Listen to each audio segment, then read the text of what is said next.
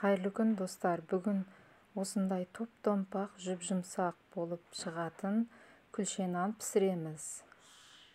Ол үшін ең алдымен 1 стакан жылы сүтімізді құямыз. Оның үстінен 1 стакан жылы суымызды құямыз.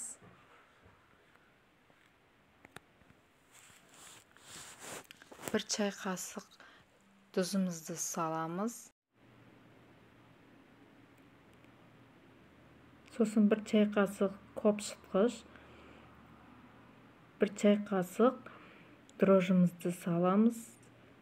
Үстінен сұйық майымызды құйып, ұнымызды салып, жұмсақ қылып қамыр илейміз.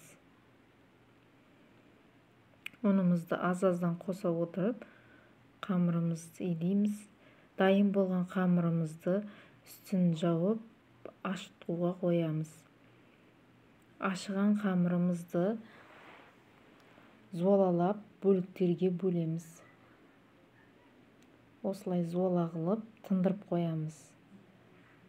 Тынып тұрған қамырымызды жаямыз. Дағы да 20 минутқа тындырып қоямыз.